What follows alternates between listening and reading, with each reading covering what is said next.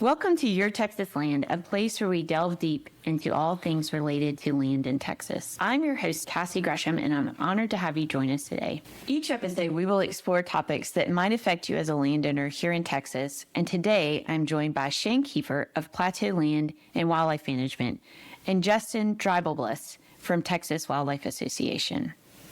In today's episode, we are going to discuss Texas Wildlife Association and our partnership with Plateau Land and Wildlife Management and Braun and Gresham, and also legislative topics, and going to talk about some educational things that Texas Wildlife Association is doing.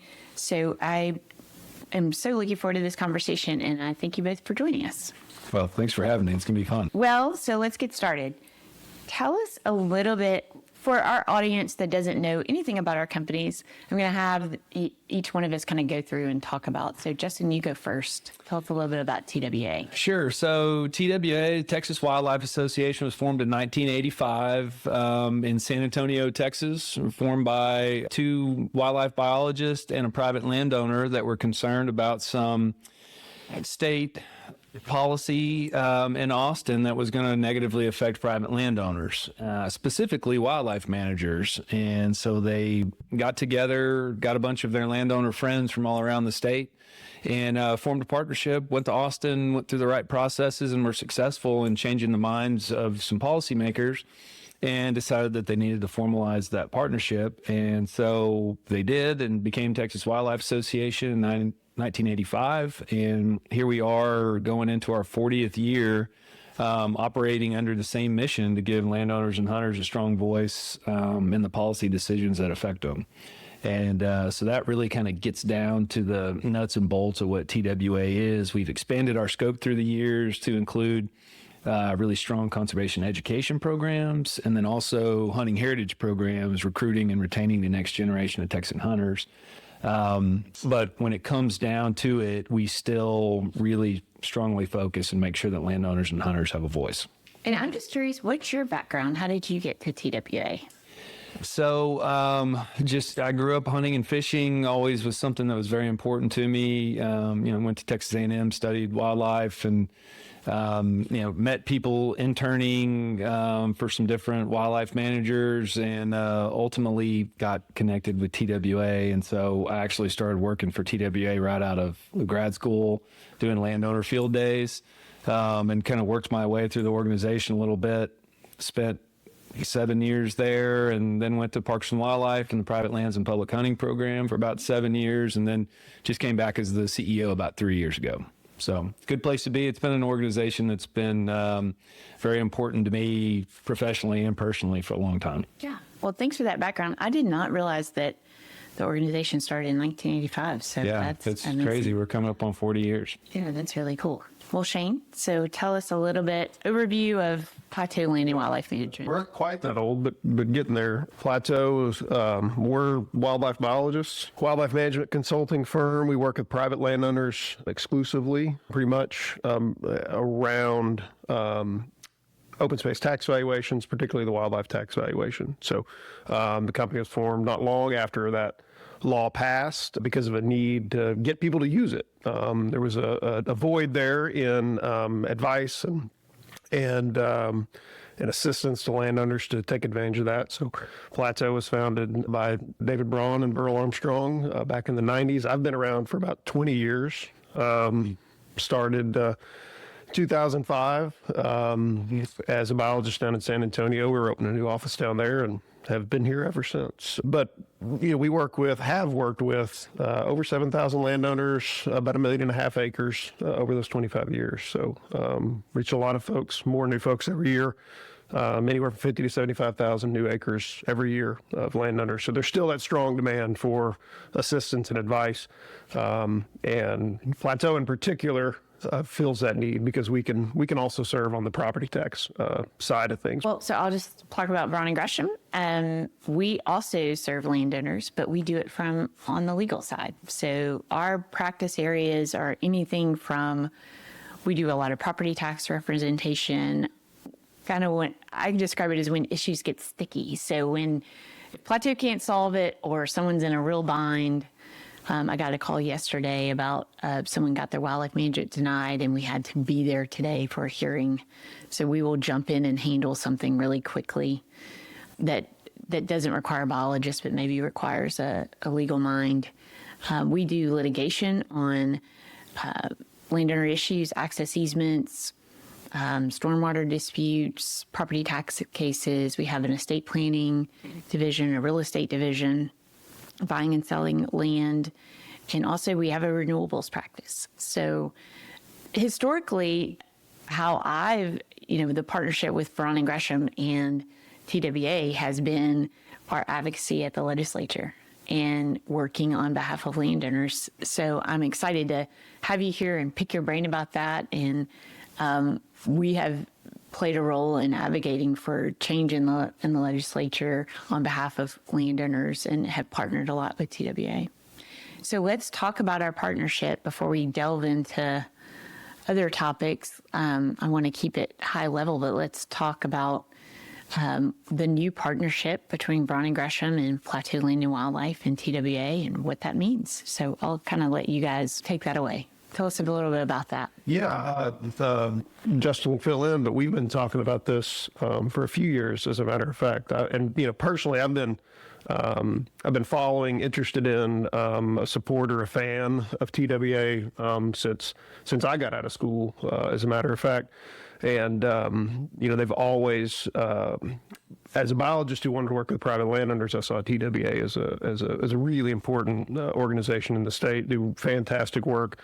So I've been a fan personally for a long time. And of course, Plateau and TWA go way back to the beginning of the wildlife management tax valuation, both part our founders and TWA at the time, along with a big coalition of other groups to get that law passed. And so we've been intertwined for the entire life of Plateau, at least. Past 25 years. And when Justin took over at TWA, we started talking about what we could do together. We realized we're reaching the same folks, trying to reach the same folks. And with the way land ownership and the type of landowners is changing in Texas, we realized we could work together really well to make sure we were getting that new breed of landowners. And we can get more into that later, but that generational shift that's coming in landowners and that the need for information, education, and advice will be stronger than ever when that happens. So it was good. It was excellent timing, good fit, and it was just a matter of figuring out what it looked like and how to proceed. And of course, including Braun and Gresham in that too. Yeah, I think that's a great description of kind of how it came to be. And, we're really excited that Plateau and Braun and Gresham see so much value in it, because we certainly do at TWA too. Both companies are such, trusted voices in the landowner world. And so we want to help get your brands in front of TWA members. And quite frankly, we want to get TWA brand in front of your clients too. And we see them as really valuable TWA members. And so if there's ways that we can kind of, share messages with with clients and members, it just makes a lot of sense, I think. And from our perspective, the bigger our engaged membership is, the more effective we can be at the legislature or with any of these other things that we're working on, whether it be conservation education or hunting recruitment. So I just think it makes a lot of sense, and we're really excited about it. I will say in the summer at the convention, I can always find many of my clients there. So it's a good, when you look around the room and you see a lot of familiar faces, that's a good sign that it's a good partnership. Yeah. So. Yeah, I agree. There's a lot of overlap already, but there's certainly a lot of ground to make up too. And that's really the crux of it, I think, is we know we're working with both companies, working with landowners, and every landowner should know about TWA, right? That they're a landowner rights organization. The education y'all do is fantastic. Lots and lots of resources for landowners, and we're all about bringing tools to folks. Even if we can't provide a service, we want to bring them information and be a portal for them to get whatever information they need as a landowner. And TWA is a big piece of that. Well, and I think that's also a good example of one of the things that's going to work really well with this partnership. We're sitting here planning out our September magazine right now, and it's got a Plateau article in there that Shane wrote about wildlife tax valuation. And it's a really good example of how this kind of information exchange will work. And anyways, I think it's going to start working really well, as early as September 1. Sure. So what I know is you guys have a print magazine, but you also have a digital Correct. version that comes out more frequently. So how would people sign up for that? Is that just for members? Is it something you become a member and get access to that? How does that work? For members, and so we have varying levels of membership. Our entry level membership is a $35 digital membership that all the magazines would be digital. Okay. And then from a step up from there would get you a quarterly hard copy magazine where it's more feature articles and kind of longer form content, more educational material. Then we've also shifted to where our digital magazines in those off months are going to be, it's going to be more real-time information. There's going to be, there'll be legislative updates. There'll be other kind of natural resource policy updates from our team. It's going to give us the ability to actually get information out quicker rather than doing the whole, 2 months out, putting together feature articles and planning it out in print. Well, and so much is changing. We both have newsletters. Plateau has a newsletter, Braun has a newsletter, and then we just launched a joint newsletter that we send out. So we are seeing that same thing. Things are just happening so rapidly, and we want to get information to people. Yeah. Interestingly, my dad subscribes now to all of our newsletters and then tells me about them when I get home. So I'm like, I know, we read that. So people can find it useful, and I think there's just so much ground to cover with education, and we find that to be very, very important for landowners to let them know what's going on and how things are going to affect their land. And we're excited to be able to be a part of what you guys are doing on the education front. Yeah. Oh, we are too. It's going to be really good. Let's talk a little bit about those education programs. So tell me a little bit about the Hunting Heritage Program. What is that? So our hunting heritage programs, really at the end of the day, we're trying to recruit and retain the next generation of Texan hunters. They pay a lot of the bills for conservation in the state. They're very important to so many landowners' operations across the state, from a hunting lease income and, things that get done there on the ranch, controlling wildlife populations, all those things.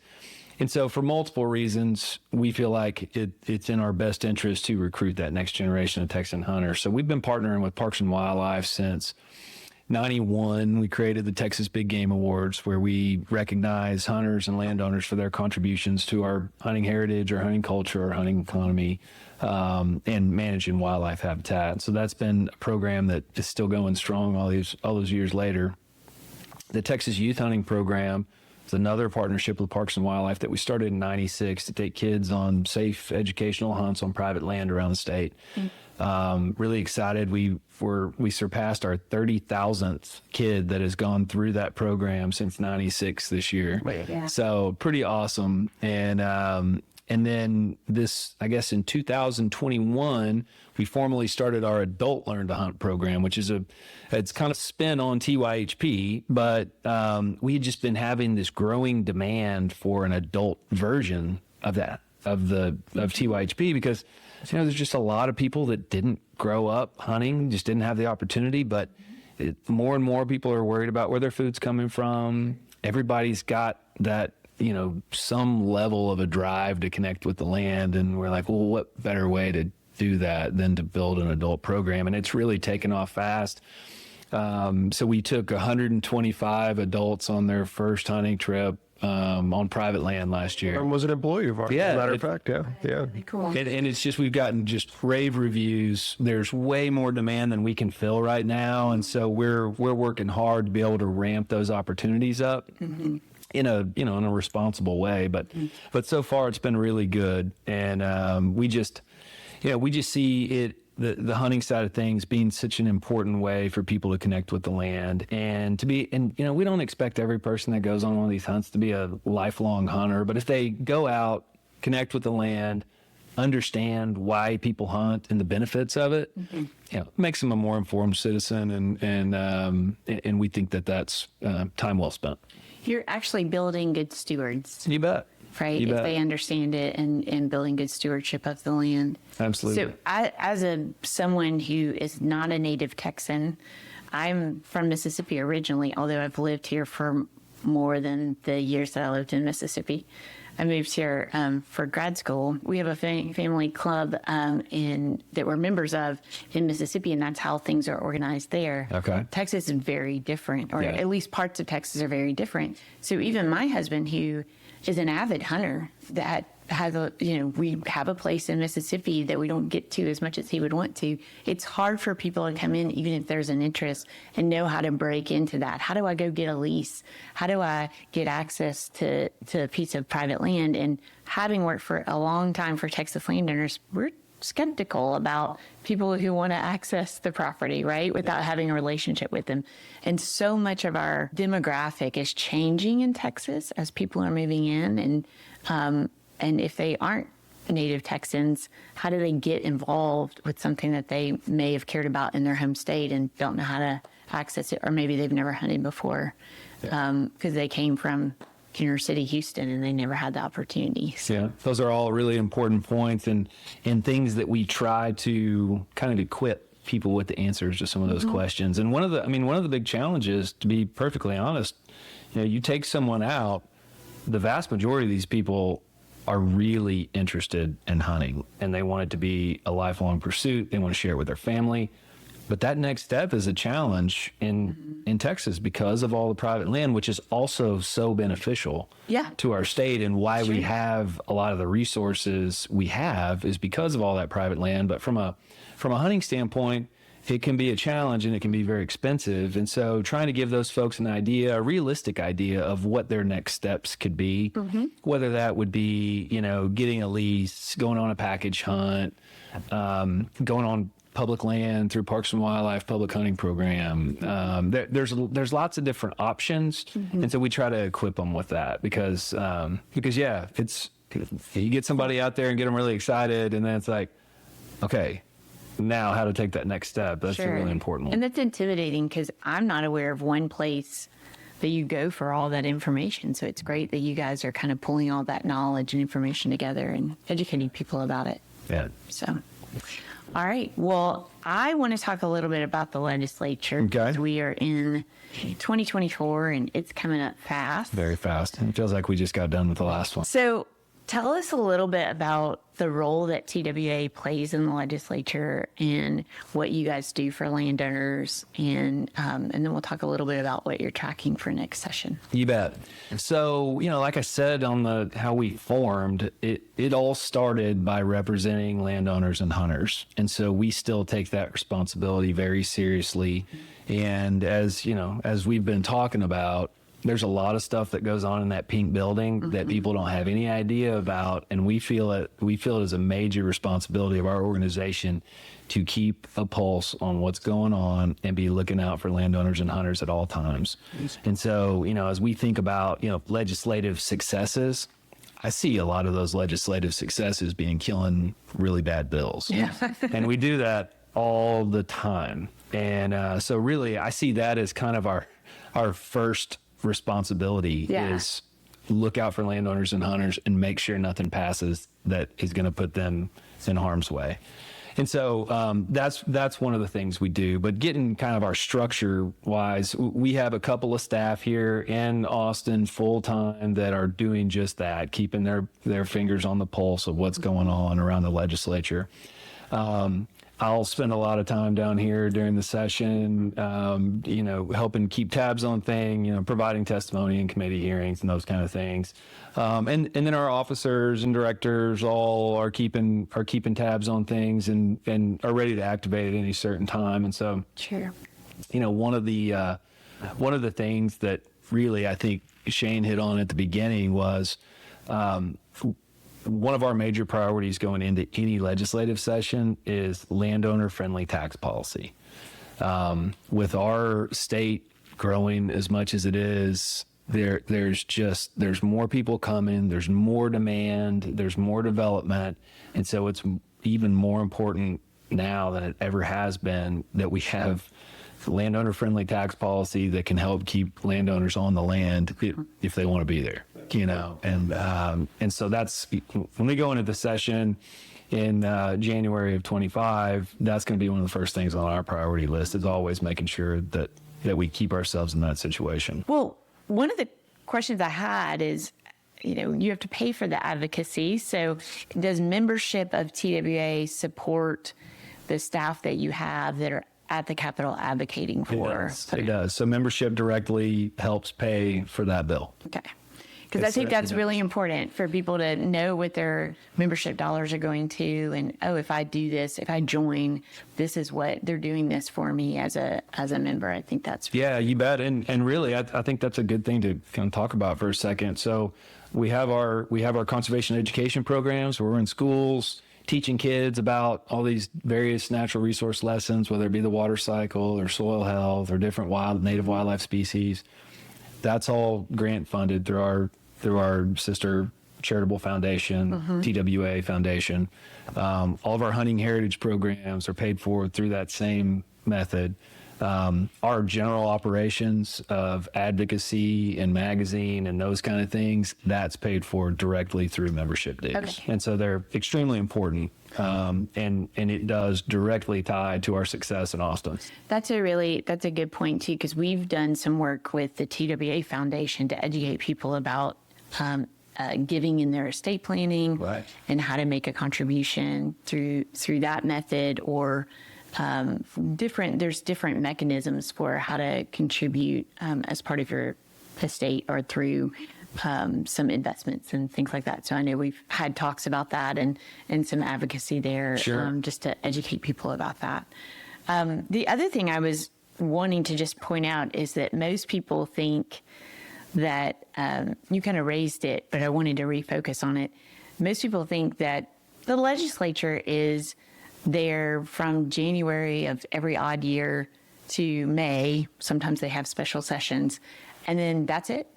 But actually, a really good group, someone who's lobbying and advocating, it's a full-time job. You guys are working that. You have people in Austin getting to know the legislature, really talking about policy issues, even when everybody's not here focused on bills and passing those bills. So that's a big lift that you have to do at all times of the year. So absolutely, because it's not just the legislator, it's their staff members, and those staff are changing all the time. Our legislature is going to look a lot different in 25 than it did in 23. There's a whole bunch of new faces coming, and so especially in the House. And so there's a lot of relationships that need to be made, and so it does. It's a full-time job for multiple people to keep a pulse on that. And but luckily we have a really strong team of folks that have been around a long time, know their way around Austin and know their way around landowner and hunter issues too. And so I think TWA members can feel very confident that their interests are being watched out for at all times. I can speak to that because I've been in meetings where it wasn't there and we were advocating on a conservation issue, or we're trying to get, I think one time it was county funding or county authority to spend money to purchase conservation easements. This was probably 10 years ago. And in that meeting, they would say, well, where's TWA on that issue? Because they want to know. They want to know where your opinion is. That speaks volumes for the amount of work and respect that you guys have done and gained. That you're not even in the room and they're asking what your opinion is. And luckily we had checked with you, and so we could say they support our bill. Yeah. But that is important that you guys have been doing that work for 40 years, because it is reflected even amongst people when you're not in the room, if they really want to know how you feel about things. So that's powerful. Yeah, well, thank you. It's taken a lot of hard work by a lot of really talented leaders in the past to gain that kind of reputation in Austin. And so our team now is working to maintain that and even strengthen it. But it really does come down to reputation and trust. And so that's something we're always really we take very seriously. Yeah. Well, let's talk a little bit about issues that we see coming up in the legislature. Justin, I'll let you go first. What kind of, I know we don't have bills yet, but what issues are you guys tracking and focused on for the 2025 legislative session? So, like I mentioned earlier, one of the first things we're going to look out for going into the next legislative session is going to be making sure that we maintain a very landowner-friendly tax policy. And I know that's something that is very important to Braun, Gresham, and Plateau as well, and your clients. We just see wildlife tax valuation and open space valuation as just crucially important with all this major population growth that's going on, giving landowners that tool to be able to keep their to be rewarded for the great benefits that they're providing the state of Texas through their management, and it allows them to keep open space open. And at the end of the day, that should be a goal of all of ours. Absolutely. Yeah, keep it open. And you said it, the services that land provides, right? It's not just that the land's there, but the cleaner water, cleaner air, wildlife habitat, beautiful scenic views as we drive through the country, food, fiber, all those things that land provides, keeping it intact. And when you've got the development pressures we've got in some areas, that's a hard thing to resist. Remains extremely important. That's obviously always top of our list for landowners, is paying attention and making sure that something doesn't happen that makes that more difficult or harder on the landowner, or does away with a feature that is really part of the incentive, and so we can keep as many people in as possible. I think if you think about just that policy overall, there's not enough, no one would have enough money to pay each landowner to go conserve your land or protect it or manage your property for wildlife. So this is a way to have a goal of open space that's in our Constitution and say, we're going to give you a little incentive here to do the thing that actually all of us need you to do. We need you to manage your property for wildlife because it's going to benefit us all, and we're going to give you a little tax incentive to do that. It's significant, and it is by dollar influence and geographic spread. It's the most important conservation program we've got in the state, and it's cost effective. Yeah. You believe it. You know me. I've run the numbers, and it is extremely cost effective. It's about the most cost effective thing we can do, and that's before you consider all those ecosystem services we talked about, and before you consider some other things like the positive contribution actually to the tax base.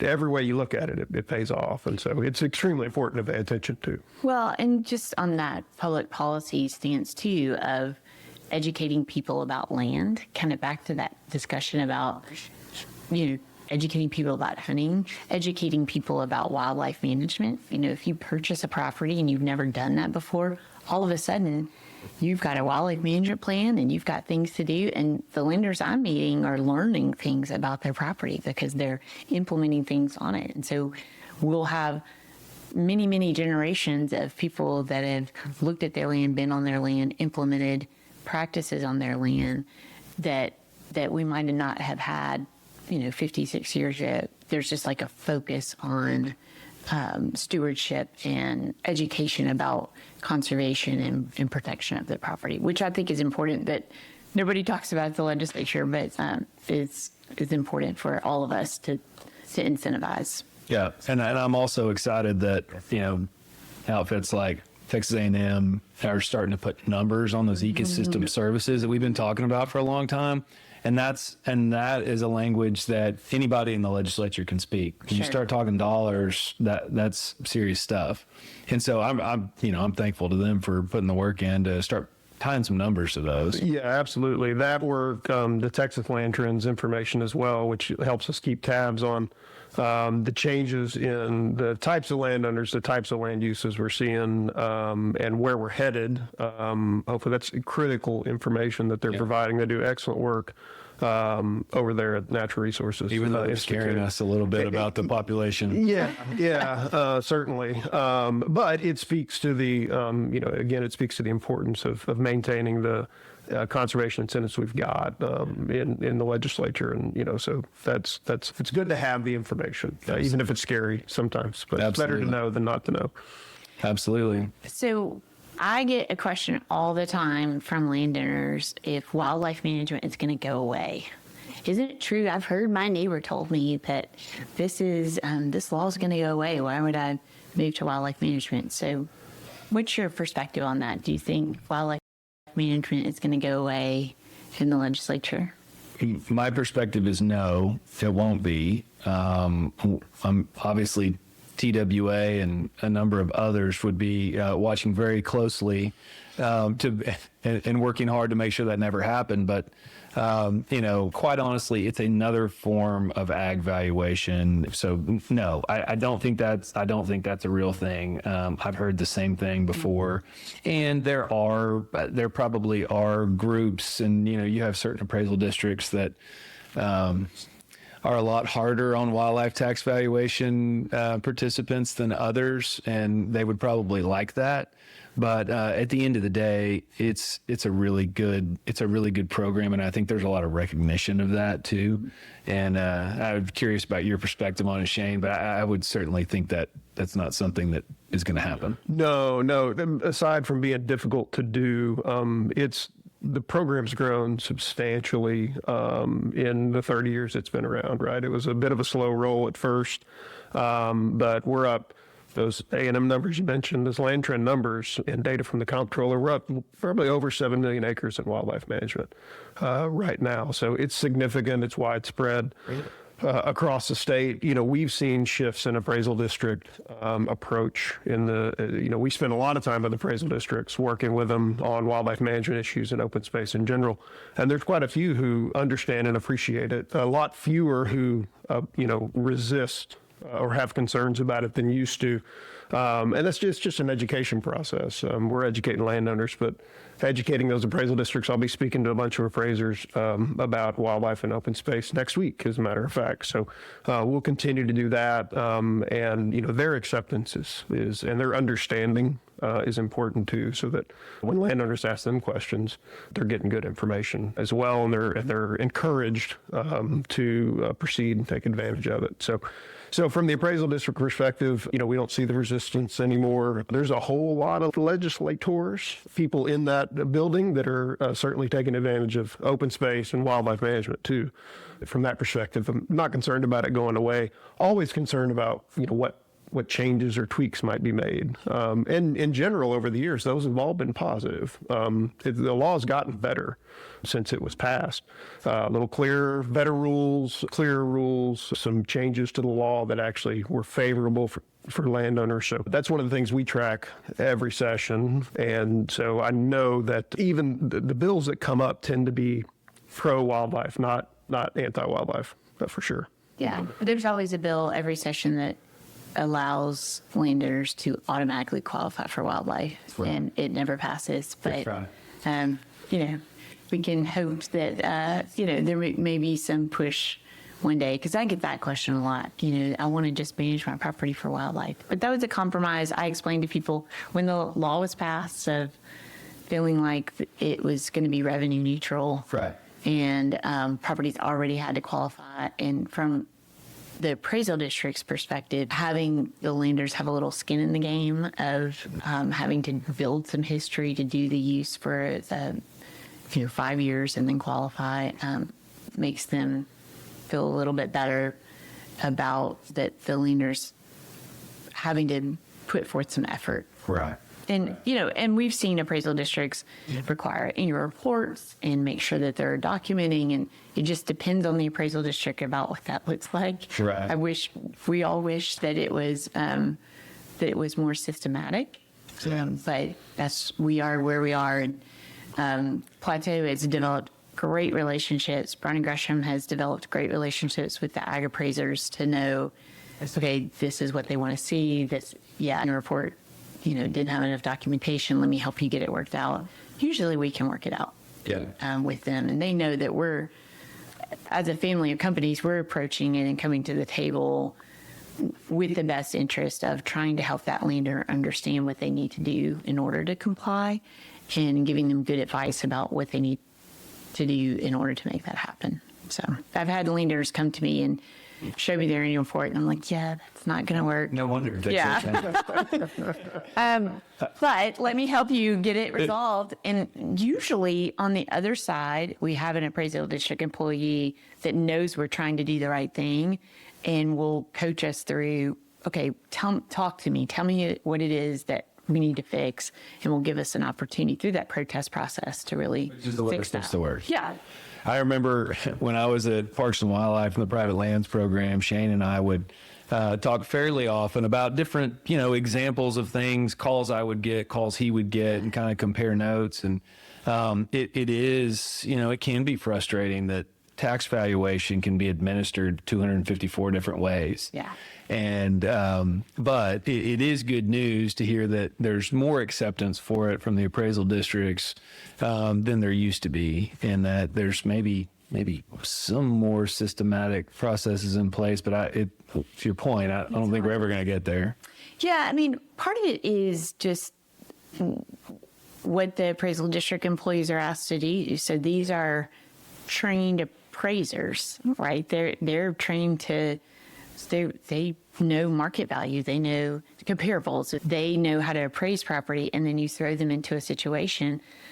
And luckily, some of them do have a ag background or a wildlife management background, and that has gotten better. But if you get somebody that's not really their training or their background, and they don't have a range science degree, or they don't have a wildlife management degree, they're on a steep learning curve for what it is they do in their job. And so sometimes maybe their interpretation of the law that is not written clearly and how that is applied can be difficult. But we try to be patient and just say, hey, this is our interpretation. This is what we think that this means. And the comptroller has improved their guidelines a lot to make that a lot easier. The wildlife in general's got a little more clarity around it than even typical ag. So that helps. The work that, frankly, TWA has done over the years and others is to get those rules clarified, corrected, that language. They're not perfect, but they're much better than they were. Like I said, the law has actually gotten better and continues to get more landowner-friendly and encourage people to do more work. And it is powerful. We often joke around here, if you want folks to do something on their land, make it a qualifying activity for wildlife management evaluation, and they'll do it. Sure. Even if they have no interest otherwise. They want to do it for that incentive. So it's a real strong lever to get people to implement good land management practices. And appraisal districts understand that too. By and large, they want to see people doing what they're supposed to be doing, sure. Right? Their concern is people that aren't following their plan, that aren't doing the activities, or maybe trying to skirt by. That's what they're really concerned about now, not so much that it's wildlife. And that's what they're supposed to do. They're the ones administering it. They've got a hard job to do, and that's what they want to see. So one other thing, I just talking about practices and revenue neutral, something that, I mentioned to you guys earlier that was important, and, something that TWA is always trying to talk about when we talk about wildlife management, is that, ag production, livestock grazing, and wildlife tax valuation don't have to be mutually exclusive. Absolutely. A really good, thoughtful grazing management plan can be a really important part of a wildlife management plan, mm-hmm. and oftentimes really benefits the wildlife on that piece of property. In some cases, it creates a lot of flexibility for a landowner where they don't have to graze at a certain rate, mm-hmm. But oftentimes livestock on a piece of property is good for the wildlife, mm-hmm. and so that's something that we always try to make sure people understand too. That they don't have to be mutually exclusive, and oftentimes shouldn't be. Sure. I think the biologists at Plateau really understand that and will advise clients about how do you have those dual uses, what are the number of animal units that you need on a property in order to make that happen. That flexibility is really key, and it's a particularly in parts of the state where, productivity may be lower, or when we get into a drought situation, maybe an extended drought situation. It's not that you have to get rid of your livestock to be in wildlife. And we get that question a lot. But it's not that you can't lease the property to someone. But it gives you a whole lot more flexibility. If we're in a drought situation, I don't need to lease just to keep my taxes low. I can make that choice depending on the circumstances. And when they get better, and I've got lots and lots of grass because I've been able to rest it, then I can lease again, or I can grow crops again, or whatever it may be. If it's an extended period of rest that you need, we've got a lot of landowners that have dual use on the property. They may have agricultural use on a productive hayfield or cropland, or in high quality grazing areas. And then they may have areas that just aren't well suited to agriculture for whatever reason, and that portion of the property goes into wildlife, and they don't have to worry about losing their tax valuation. So it's another tool in the belt, right? Yeah. We could talk all day about wildlife management and property taxes. It's one of my favorite topics. But I'm sure there are other things that TWA is tracking this legislative session. So one would be, and these are a couple of sticky ones too. So chronic wasting disease in cervids continues to be something that, as an organization, we take pretty seriously, and we applaud Parks and Wildlife for working really hard on a really tough issue. We think there's been some good progress made, but there's still a lot of work to be done. And so, that's one of the things that we're going to continue to advocate for: good disease management processes. And that could take lots of shapes and forms throughout the legislative session, but that will be a priority item for us to pay close attention to. Renewable energy, solar and wind. It's one of those things that it's here to stay. But it's also taken over the state at just a scary, rapid rate. And it's one of those things that we're really kind of keeping an eye on, trying to, as an organization, figure out exactly kind of where we are on that. Mm-hmm. It is a landowner right, and it's something, that whole landowner right piece is really important to us. But, how does it affect your neighbors? What kind of environmental, sideboards do we have on these projects? I would argue nothing. Yeah. Pretty much is what we have on it right now. And so, kind of just working through that. And there have been some bills that were filed last session. I guarantee you there will be some bills filed this session. And so that's one of the things that, a couple of sticky items that we're keeping a close eye on. Yeah, we'll be tracking those too. I mean, at Braun and Gresham, because we advocate for landowners, we've been on both sides of the wind and solar issue. We have Laura Bowen is our renewables attorney, and she negotiates wind and solar leases for landowners, and their right to have those on their property and be compensated for using their property. But on the other side, I've had cases where a solar farm is not my client's solar farm, the neighboring solar farm is causing stormwater damage onto a client's property, and we're trying to figure out who's responsible for that. Were there, engineering things that need to be done on the neighbor's property in order to protect our client's property? So a lot of it, I would say the policy's in flux. Yeah. We are new to this. What do we do with this? And there's so much infrastructure and investment coming to Texas on renewables that we're, from wherever you come out on liking it or not liking it, we're a little bit behind the game from a policy perspective because we haven't figured out everything. Right. It is a little reminiscent of the discussions we've had on pipelines across the state, and is it okay for a pipeline to cross creeks and rivers, and what happens if it causes damage, and how do we get out in front of that? Do we have a discussion about that, overall, as across the state of Texas and from a policy perspective? And it's interesting from our perspective at the law firm because there has been discussions depending on the industry. So I often tell people, road condemnation and what is happening there and how that is done is totally different than transmission line routing. So there's a whole landowner process that is undertaken with the state to route those transmission lines because there are effects to neighbors. And where do you want that to go? Pipelines have nothing. Wind and solar has nothing. And so it's like all of these things that are affecting landowner rights. We don't have, and I'm not advocating that we should have an overall policy for all of it, but it's interesting that we have different policies depending on what industry that it is. And then unfortunately, landowners are left to deal with that. They're negotiating, when Laura's negotiating contracts, she has a lot of experience doing that, but there's not any regulation of that. It's just, what does that company want to give us and what is that landowner negotiating for? Almost like an oil and gas lease. It kind of harkens back to those early days of trying to figure that out. Yeah. And so it's just I don't think there's any right answer.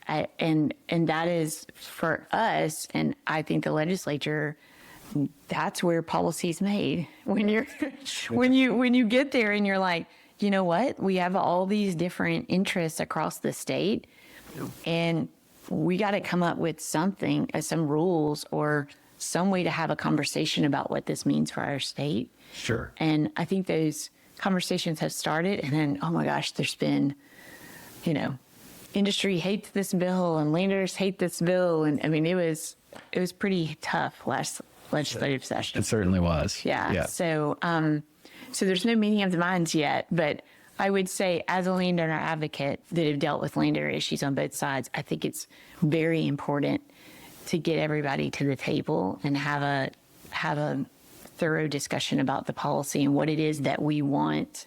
This, I guess it's my wish for the legislature. So legislators, if you're listening, to have an open discussion about the different interests and the landowners should be at that table.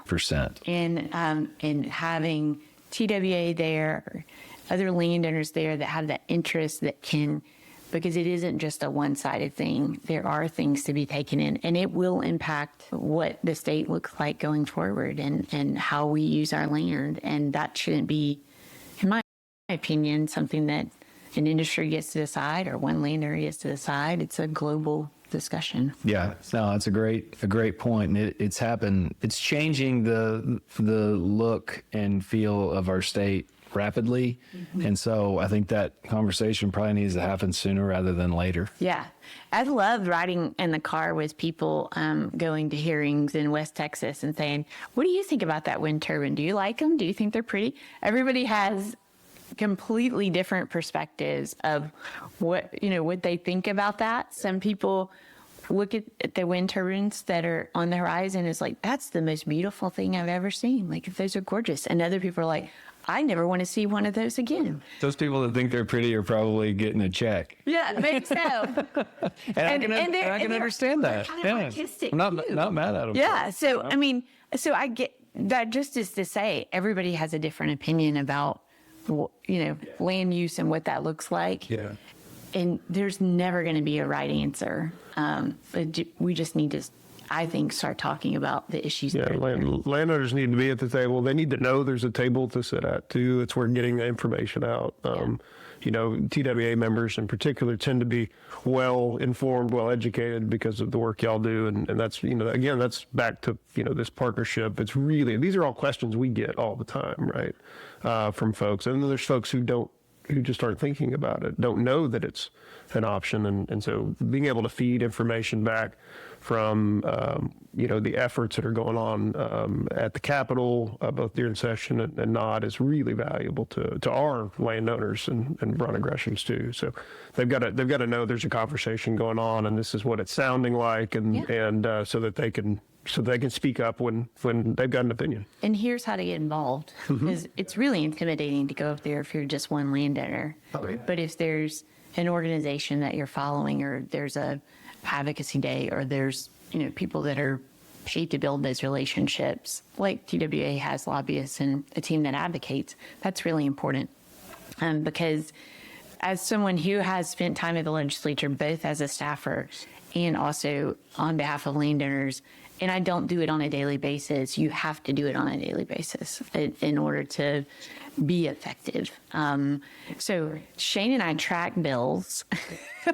We were telling Justin this before we started this conversation, but we have a rudimentary system in which we track all the ones that we're interested in. So we may invite you back, Justin, to have just an overall conversation about those bills start getting filed in November and really, intensely into January and February. So love to hear what you guys are seeing on the horizon, how we can help, how we can educate our landowners about, hey, join TWA, this is what they're doing. So we may invite you back to have a conversation about that. And, Shane and I will bring out a little piece of paper and ask you about certain bills. No, please do. No, I'd be glad to. And as you're going through your bill tracking process, don't ever hesitate to call me or shoot me a text to make sure that we've got our eye on something. We'll take it. That's another reason the partnership works. The more membership, the more eyes, the more information. And, our team does a really good job of staying up on everything. But y'all, there are thousands of bills that get filed every session. Yeah, don't diminish that effort. We track a very small number of bills. I'm sure y'all do a whole lot more than we do. I think we do a pretty good job of finding things that are relevant to our landowners. Sure. But even so, I'll occasionally get a landowner that calls, hey, y'all paying attention to this? And because thousands, it's hard to sift through that and find everything that may be relevant, because one of those bills may have a small little piece in it, or worse, it gets amended to have a small little piece in it that turns out doesn't look like it's going to affect landowners, and then all of a sudden it does. And so that's why it takes full-time folks working on that all the time. Sure. Pay attention to I the was session. not equating our legislative tracking to anything TWA. Oh, no, certainly not. saying. I want to point out how much work that is, how much folks need to know how important and how much of an effort that takes to stay on top of that, especially during the session when stuff's moving fast. So. Shane and I are just interested, and we'll say, "Did you see this bill?" Yes. Or we'll try to see.